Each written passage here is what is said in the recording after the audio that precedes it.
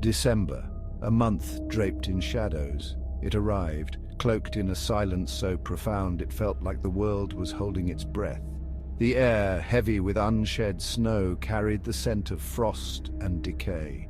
Winds, sharp as broken glass, howled through skeletal trees.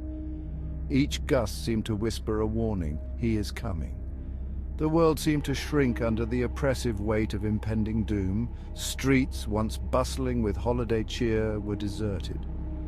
The laughter of children was replaced by a haunting silence. The sun, a pale ghost, struggled to penetrate the gloom. Each frozen puddle reflected a distorted vision of terror. The first sign was the snow. The pristine white, a symbol of purity and the season's magic, was tainted.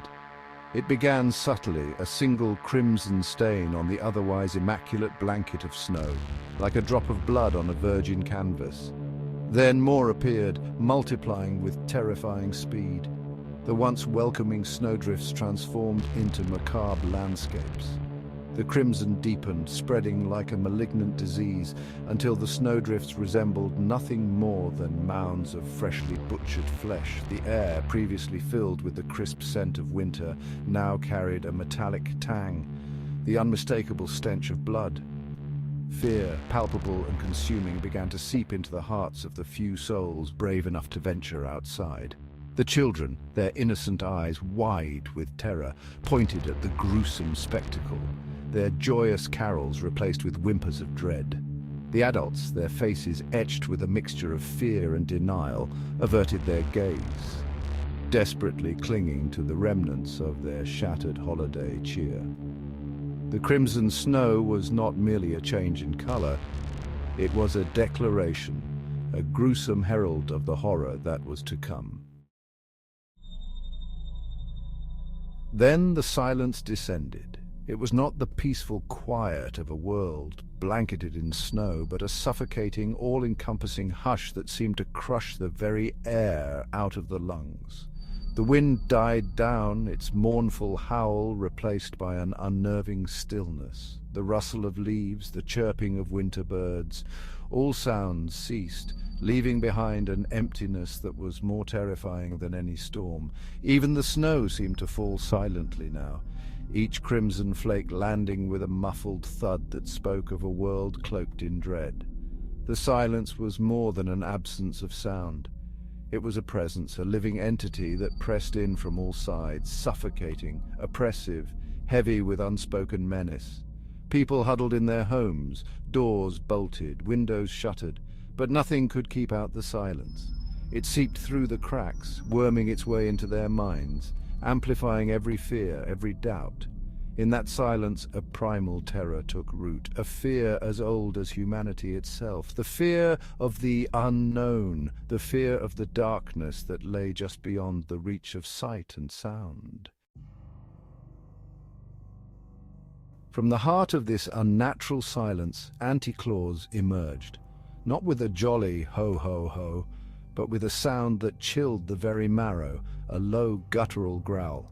He was a grotesque mockery of the Yuletide season. Where Santa was jolly, Anti-Claus was skeletal and gaunt, his beard a tangled mass of ice and shadow, infested with creatures. His eyes burned with a malevolent intelligence. His clothes, a tattered version of Santa's suit, were caked in grime. In his hand, a wicked-looking scythe, its blade glinted ominously.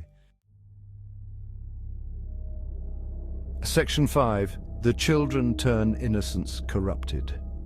The children, drawn by some unknown compulsion, left the supposed safety of their homes and flocked to Anti-Claus.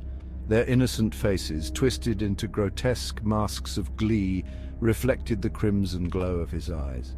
Their laughter, once the sound of pure joy, was now a chilling cacophony that echoed through the silent streets, a chorus of nightmares come to life. Anti-Claus, with a touch of his icy hand, transformed these innocent souls into something monstrous, their eyes burning with the same malevolent fire as his own. They became his disciples, his acolytes of fear, spreading his reign of terror with a zeal that belied their tender years. The sight of these once innocent children, now twisted mockeries of their former selves, was perhaps the most terrifying aspect of Anti-Claus's reign. They were a chilling reminder that even the purest hearts could be corrupted, that innocence was a fragile thing easily shattered in the face of true darkness.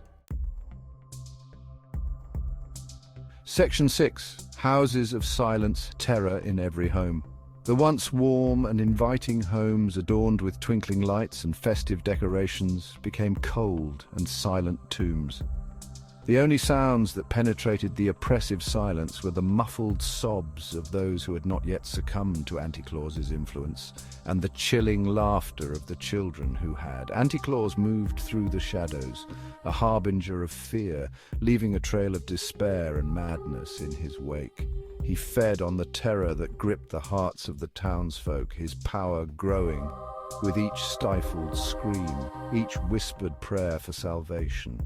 The holiday feasts lay rotting on tables, a grotesque parody of festive cheer.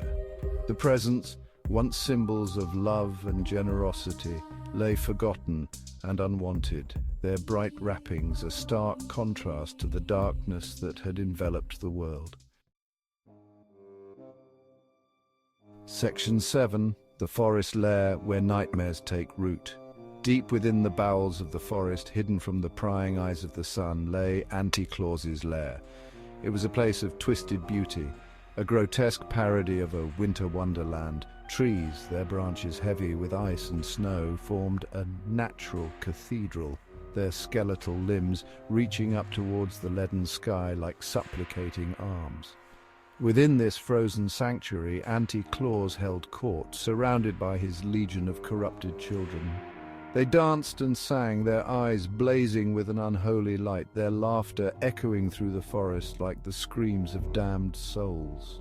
The ground was littered with the bones of those who had crossed Anti-Claus, a silent testament to his power and cruelty. The air within the lair was thick with the stench of decay and something ancient and evil. It was a place where nightmares took root and flourished, a place where the very fabric of reality seemed to fray and unravel. Section 8. The face of our sins, Anti-Claus's true nature. Anti-Claus was not merely a creature of darkness, he was a reflection of humanity's darkest impulses. He was the embodiment of our greed, our envy, our capacity for cruelty and violence. He thrived on the negative emotions that festered within the human heart, growing stronger with each act of selfishness, each betrayal of trust. His arrival was not a random act of malice, but a consequence of our own failings. He was the price we paid for our sins, the darkness that bloomed in our hearts when we turned away from the light. His reign of terror was a chilling reminder that the monsters we feared most were not lurking in the shadows. They were reflections of the darkness that resided within us all. Section 9. A Hunger for Souls, the True Cost of Yuletide. The true horror of Anti-Claus lay not in his monstrous appearance or his army of corrupted children, but in his insatiable hunger for souls. He was a soul-eater, a devourer of light and hope, and his arrival heralded not a season of joy and giving, but a time of darkness and despair. The gifts he offered were not toys and trinkets, but despair and madness, and the price he exacted was far greater than any material possession. He offered a false sense of comfort, a fleeting moment of pleasure, but the cost was the very essence of what made us human. He was a deceiver, a master manipulator, and his greatest trick was convincing the world that he didn't exist. But exist he did, and with each passing December, his power grew, fueled by our own darkness. Section 10. Conclusion. In the Shadow of Anti-Claus. The world would never be the same after Anti-Claus's arrival. The festive cheer of the Yuletide season was forever tainted, replaced by a chilling awareness of the darkness that lurked beneath the surface. The laughter of children would forever be tinged with a note of fear, a haunting reminder of the ease with which innocence could be corrupted. And Anti-Claus would remain a shadowy figure lurking in the depths of our collective unconscious, a constant reminder of the monsters we carried within ourselves. He was the nightmare of December, the antithesis of everything good and pure, and his reign of terror would continue for as long as we allowed darkness to fester in our hearts.